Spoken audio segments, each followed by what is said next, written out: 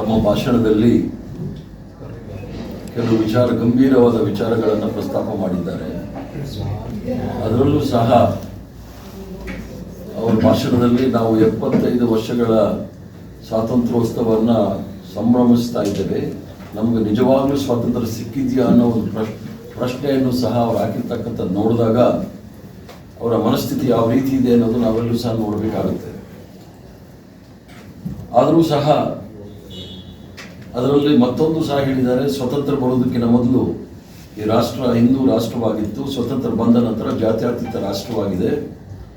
ಜಾತ್ಯತೀತ ರಾಷ್ಟ್ರವಾದ ನಂತರ ಯಾವ ರೀತಿಯಲ್ಲಿ ಸಂವಿಧಾನ ಅವರನ್ನು ಗೌರವ ಕಾಣ್ತಾ ಇದೆ ಅನ್ನೋದನ್ನು ಸಹ ಒಂದು ಪ್ರಶ್ನೆಯನ್ನು ಹಾಕಿರ್ತಕ್ಕಂಥದ್ದು ನೋಡಿದಾಗ, ಸ್ವತಂತ್ರ ಪೂರ್ವದಲ್ಲಿ ಈ ದೇಶದಲ್ಲಿ ಸುಮಾರು 580 ರಾಜ ಮಹಾರಾಜರಿದ್ದರು.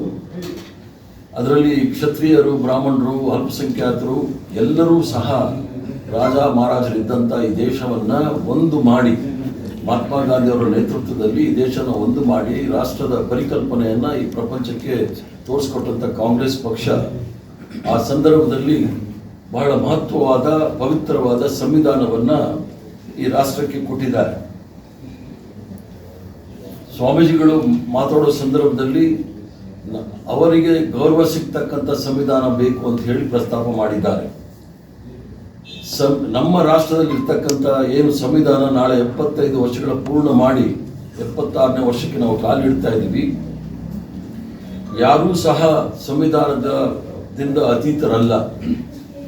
ರಾಷ್ಟ್ರಪತಿಗಳು ಸಹ ಸಂವಿಧಾನದ ಮೇಲಿಲ್ಲ, ಅವರು ಸಹ ಅತೀತರಲ್ಲ ಸಂವಿಧಾನದಿಂದ. ಎಲ್ಲರೂ ಸಹ ಸಂವಿಧಾನದ ಅಡಿಯಲ್ಲಿ ನಾವು 75 ವರ್ಷಗಳ ಕಾಲ ಅನ್ಯೋನ್ಯವಾಗಿ ಬಾಳಿರ್ತಕ್ಕಂಥದ್ದು, ಅಭಿವೃದ್ಧಿಯನ್ನು ಸಹ ನಾವು ನೋಡಿರ್ತಕ್ಕಂಥದ್ದು ಬಹಳ ಸ್ಪಷ್ಟವಾಗಿ ಕಾಣ್ತಾ ಇದೆ. ಸಂವಿಧಾನ ಎಲ್ಲರೂ ಸಹ ಗೌರವ ಕಾಣ್ತಾ ಇದೆ. ಸಂವಿಧಾನದ ಬಗ್ಗೆ ಏನಾದರೂ ನಂಬಿಕೆ ಇಲ್ದಿರ್ತಕ್ಕಂಥವ್ರು ಈಗಾಗಲೇ ಒಂದು ಕಡೆ ನಕ್ಸಲೈಟ್ ಇರ್ತಾರೆ, ಮತ್ತೊಂದು ಕಡೆ ಭಯೋತ್ಪಾದಕರು ಇರ್ತಾರೆ. ಸ್ವಾಮೀಜಿಗಳು ಸಂವಿಧಾನ ಬೇಡ ಅಂದಾಗ ನಾವು ಅವ್ರು ಏನು ಕರಿಬೇಕು ಅನ್ನೋದು ನಮ್ಗೆ ಯಾರಿಗೂ ಸಹ ಗೊತ್ತಾಗ್ತಾ ಇಲ್ಲ. ಸ್ವಾಮೀಜಿಗಳು ನೋಡಿದಾಗ ಸಂವಿಧಾನ ಬೇಡ ಅಂತ ಸಂದರ್ಭದಲ್ಲಿ ಯಾವ ಕಾರಣಕ್ಕೆ ಬೇಡ, ಈ ಸಂವಿಧಾನದ ಪರ್ಯಾಯವಾಗಿ ಯಾವ ಸಂವಿಧಾನವನ್ನು ಕೊಡ್ತಾರೆ ಅನ್ನೋದು ಸಹ ಹೇಳಬೇಕು.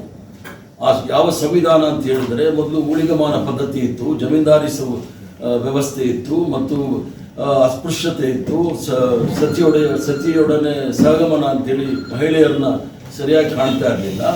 ಯಾವ ರೀತಿಯ ಸಂವಿಧಾನ ಬೇಕು ಅನ್ನೋದನ್ನ ಬಹಳ ಸ್ಪಷ್ಟವಾಗಿ ಬೇಕಾಗಿದೆ. ಸಂವಿಧಾನ ಬೇಕಾ ಅಥವಾ ಅವರಿಗೆ ಬೇಕಾಗಿರ್ತಕ್ಕಂಥ ಮನುಸ್ಮೃತಿ ಬೇಕಾ ಅನ್ನೋದನ್ನ ಬಹಳ ಸ್ಪಷ್ಟವಾಗಿ ಹೇಳಬೇಕಾಗುತ್ತೆ. ಶಿಕ್ಷಣದಿಂದ ವಂಚಿತರಾಗಿದ್ದರು ಬಹು ಸಮಾಜದವರು. ಆದ್ರಿಂದ ಸ್ವಾಮೀಜಿಗಳು ಬಹಳ ಸ್ಪಷ್ಟವಾಗಿ ಹೇಳಬೇಕಾಗುತ್ತೆ. ಮತ್ತೆ ಈ ಸಂವಿಧಾನದ ಮೇಲೆ ಏನಾದರೂ ನಂಬಿಕೆ ಇಲ್ಲ, ಸಂವಿಧಾನ ಮತ್ತು ರಾಷ್ಟ್ರದ ಅಭಿವೃದ್ಧಿಗೆ ಎಲ್ಲರೂ ಸಹ ಕೊಡುಗೆಯನ್ನು ಕೊಟ್ಟಿದ್ದಾರೆ. ಈ ಒಂದು ಸಂದರ್ಭದಲ್ಲಿ ಈ ಒಂದು 75 ವರ್ಷ ಆಗುವ ಪರಿಸ್ಥಿತಿಯಲ್ಲಿ ಇವರು ಹೇಳಿದಾಗ, ಇವರು ಯಾವುದೋ ಪಕ್ಷದ ಅಥವಾ ಸಂಘಟನೆಯ ಗುಪ್ತ ಕಾರ್ಯಸೂಚಿಯನ್ನ ಅನುಷ್ಠಾನಕ್ಕೆ ತರಲಿಕ್ಕೆ ಪ್ರಯತ್ನ ಮಾಡ್ತಾ ಇರ್ತಕ್ಕಂಥ ಅನ್ನೋದನ್ನ ನಾವು ನೋಡ್ಬೋದು. ನಾವು ಗೌರವಿಸುವ ಸಂವಿಧಾನ ಬರಲಿ ಅಂತ ಹೇಳ್ತಕ್ಕಂಥವ್ರು ಇವರು ಯಾವ ಸಂವಿಧಾನವನ್ನು ಗೌರವಿಸ್ತಾ ಇದ್ದಾರೆ ಅನ್ನೋದು ಬಹಳ ಸ್ಪಷ್ಟವಾಗಿ ಹೇಳಬೇಕು. ಇವರು ಸಂವಿಧಾನ ಏನು, ನಾಳೆ 75 ವರ್ಷ ಆಗ್ತಾ ಇದೆ, ಇವರು ಬಹಳ ಸ್ಪಷ್ಟವಾಗಿ ಹೇಳಬೇಕು. ನಮ್ಮನ್ನು ಗೌರವಿಸುವ ಸಂವಿಧಾನ ಬರಬೇಕು ಅಂತ ಬರಲಿ ಅಂತ ಏನು ಆಶೆ ಮಾಡಿದ್ದಾರೆ, ಆ ಸಂವಿಧಾನ ಏನು ಅಂತ ಹೇಳಿ ನಾಳೆ ಸ್ಪಷ್ಟವಾಗಿ ಹೇಳಬೇಕಾಗುತ್ತೆ. ಇಲ್ಲಾಂದ್ರೆ ಇವರು ಸಂವಿಧಾನದ ವಿರೋಧಿಗಳು ಅಂತೇಳಿ ನಾವೆಲ್ಲರೂ ಸಹ ಭಾವಿಸಬೇಕಾಗುತ್ತೆ.